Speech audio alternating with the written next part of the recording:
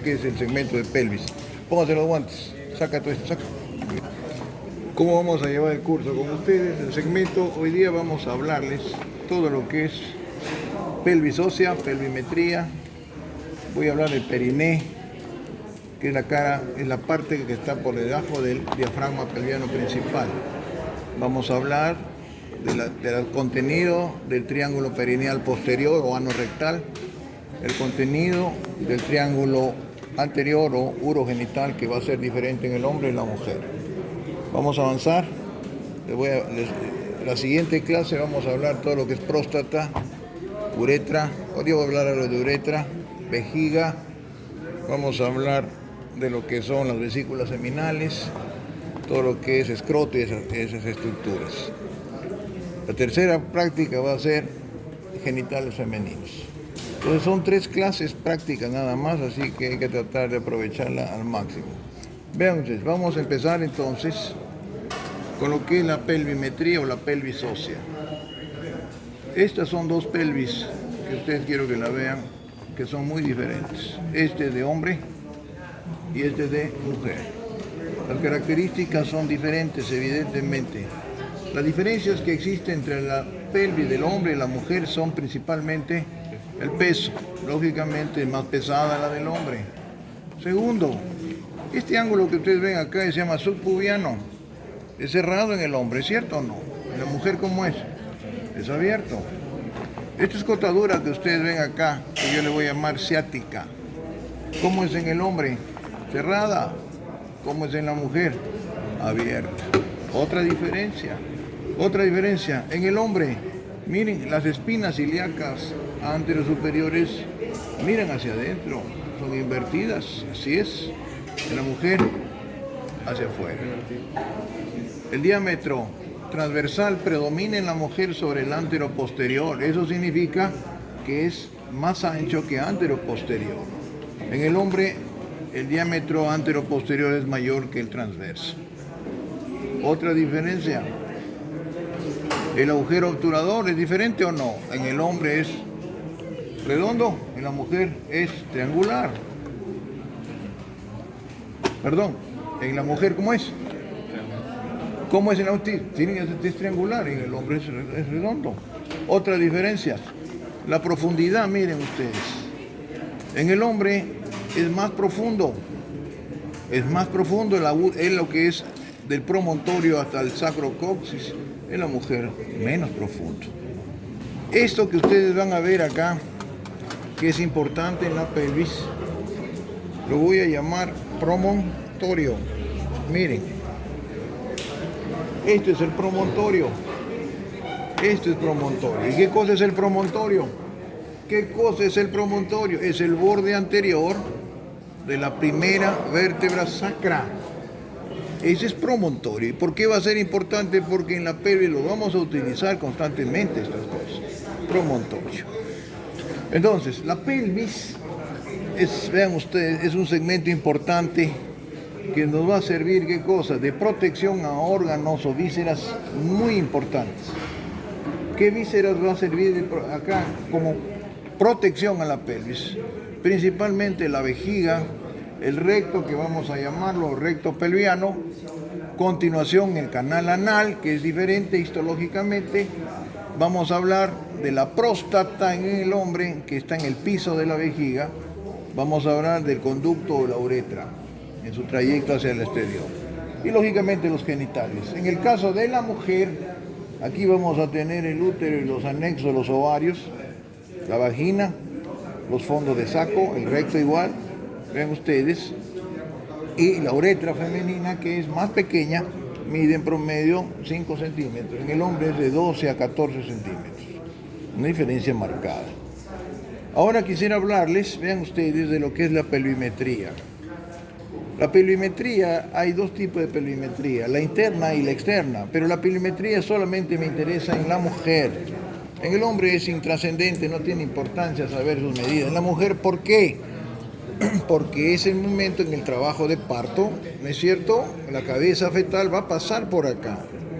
Y hay que saber si esa pelvis es compatible o no es compatible con un trabajo de parto normal.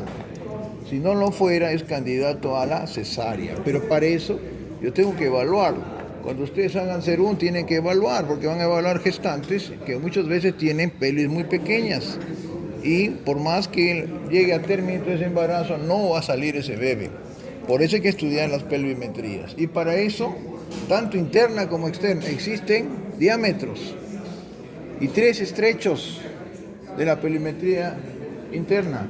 El superior, que va a estar dado por este borde, la articulación sacroiliaca, las crestas, la cresta pectínea y el borde superior del pubis. Ese es el estrecho superior. Y aquí vamos a tener diámetros importantes, que son los diámetros que yo les voy a llamar antero-posteriores, oblicuos y transversos. Los antero-posteriores, ¿cuáles son? Son 3.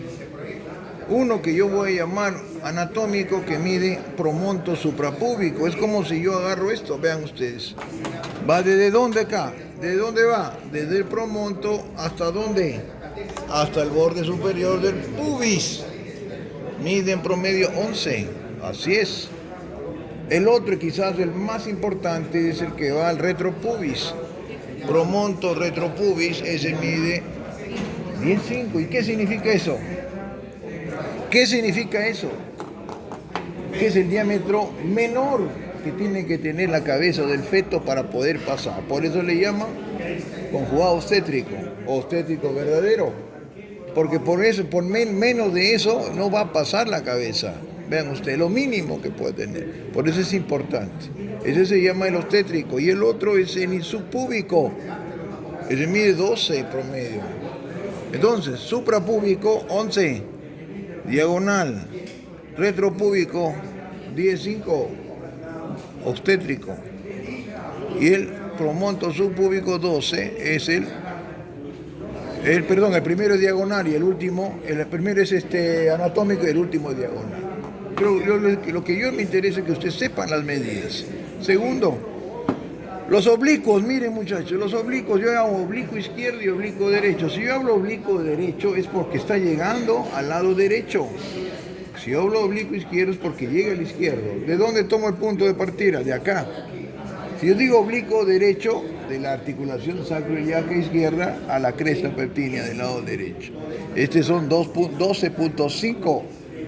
Y oblicuo izquierdo va desde la articulación sacroiliaca a la cresta pectínea del lado izquierdo. Mide 12,75 y pico. Son variables. Y por último tengo el transverso. ¿Cuánto es el transverso? 13,5 y pico. Vean ustedes. Entonces eso es importante. Este es el estrecho superior. El medio tiene como punto de reparo, vean ustedes, esta estructura.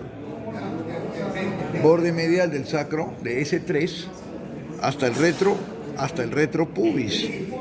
O sea que miren, va desde el S3, borde medial, hasta el retropubis. Todas miden 12 centímetros, aquí no hay problema.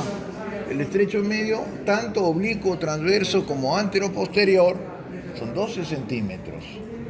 ¿Me entendieron eso? Pero ahora viene lo más bonito, que es de esta parte, que hoy día les pregunté. Este es el estrecho inferior. Pero el estrecho inferior también es el periné. Son los reparos óseos del periné también. Y de un músculo que vamos a ver el día de hoy, que es el elevador del ano. Los reparos, vean ustedes, anatómicos del estrecho inferior, ¿cuál sería? ¿Qué es esto? Está debajo del pubis, subpubis. Debajo del coxis, subcoxis. Muy bien. ¿Qué es esto? Las tuberosidades isquiáticas y las espinas ciáticas. Aquí vamos a tener que este es muy elástico, esta región. Aquí hay un valor, el valor del subcoxis acá, lo vamos a poner acá.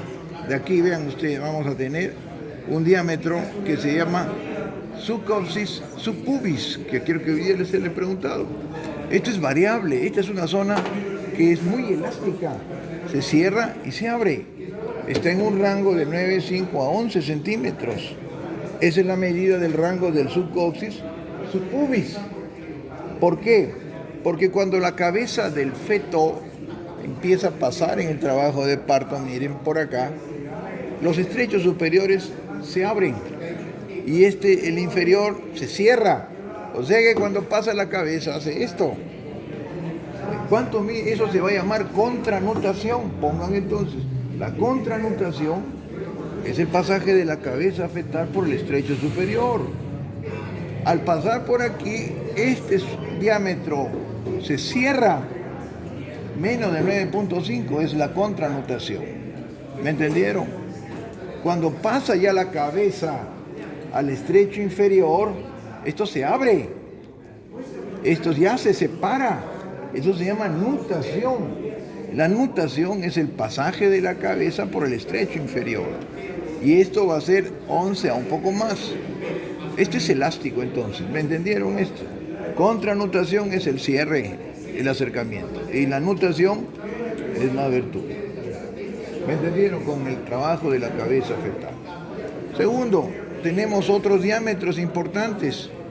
Este que se llama transverso, que va de las espinas ciáticas, yo le llamaré transverso biciático, es 10.5 también. Y este es transverso biisquiático, es 11. 10.5, 11 centímetros. Estas son las pelimetrías, ¿qué cosa? Llamada interna. Pero cuando ustedes, vean ustedes, cuando ustedes examinen una paciente gestante, lo primero que tienen que hacer es el tacto vaginal. Si yo con el tacto vaginal toco el promontorio, la pelvis es estrecha. No debo tocar el promontorio, entonces ya me está indicando. Lógicamente, miren ustedes, es mucha la distancia del tacto hasta acá. Pero hay pelvis, personas muy delgadas, una pelvis muy pequeña, que pueden tocar el promontorio. Ya me está indicando que puede ser problemas al momento de trabajo de parto normal. Otra cosa, en cuanto a la pelvimetría externa, en la misma gestante yo puedo tomar medidas también. Lógico. Lo anterior, ¿cómo medía la pelvimetría interna? ¿Cómo la medía? Con una placa radiográfica puedo hacerlo o con una ecografía. La placa me va a indicar los diámetros. Tomo una buena placa y voy a medir los estrechos. Vean usted que puede ser de cúbito, posterior anterior o lateral. Pero aquí, en la pelvimetría externa, yo lo voy a medir en la paciente misma. La primera va a ser Boudelock o pubo lumbar. Es decir, yo trazo con 1 centímetro, mido desde el pubis hasta la última lumbar y debe medir 20 centímetros. Luego, ¿qué hago? Mido estas 2 espinas. ¿Qué espinas son estas? Ilíacas anterosuperiores. Agarro 1 centímetro y lo mido acá. ¿Cómo se llamaría ese diámetro? Bis ilíaco. Debe medir 24. Luego puedo medir las crestas también. Y eso sería bicrestal, 28. Y por último, los trocánteres, bitrocantérica. Entonces, con esas medidas yo puedo saber también si es compatible. Imagínense que yo mido las espinas ilíacas anterosuperior o bis ilíaca, que yo sé que debe medir 24. Y le encuentro que mida 20, por ejemplo, ya me está indicando que es una pelvis muy pequeña. Esto es fácil medirlo, ¿no? Sí, lo puedo medir. Trocánteres mayores también lo puedo medir. Entonces, vean ustedes, tenemos esas características de lo que es la pelvimetría. Segundo, también yo puedo saber cuál es femenina acá. Esta. Hay pelvis femeninas muy parecidas al hombre, ¿sí? ¿Me entendieron lo que trato de decir? Hay pelvis que yo le puedo llamar muy parecidas al hombre. Puede ser una pelvis andropoide o androide, ¿sí? ¿Qué significa eso? Que tiene diámetros muy similares al del hombre. Hay pelvis, muchachos, femeninas que son platipeloides, que son bajas, achatadas, y que el diámetro transverso, sin el diámetro transverso es de 2 por 1, es decir, transverso sobre el anterior posterior 2 por 1, en la platipeloide es hasta 3 por 1, es muy transversal. Cuando yo digo pelvis femeninas, que tienen tipo de pelvis femeninas que van a ser platipeloide, ginecoide, antropoide y androide. ¿Qué significa? Que son parecidos al hombre o tienen un defecto en el que son muy planas. Y para eso había un rombo, el rombo de Michaelis. No sé si les han enseñado en teoría. El rombo de Michaelis yo tomo como punto de partida, vean ustedes, atrás la L5. Hacia los lados tomo estas crestas. ¿Cómo se llama esto, muchachos? ¿Esto cómo se llamaría? Este es póstero inferior. Así, esta es la póstero inferior. Tomo arriba la L5, la póstero inferior, y abajo el pliegue interglúteo. Yo trazo ese rombo. Si los 4 paredes son iguales, es normal una pelvis ginecoide de diámetros pelvimétricos clásicos normales. Pero ¿qué pasaría si el pliegue interglúteo está muy abajo? Esta es una pelvis en cometa, ¿no es cierto? Me está indicando que algo está mal. No es una pelvis clásica. Y si los 4 lados son diferentes, vamos a encontrar una pelvis que es o bien androide o bien platipeloide. Entonces es una pelvis que ya no es normal. Entonces esa es una de las características. Entonces, ¿cómo son los reparos del rombo de Michaelis? L5, las espinas, atrás y abajo, y el pliegue interglúteo. No me gusta mucho a mí hablar de huesos, más bien vamos a meternos acá de lleno porque vamos a necesitar tiempo. Entonces, muchachos, huesos para los hueseros, ¿ya?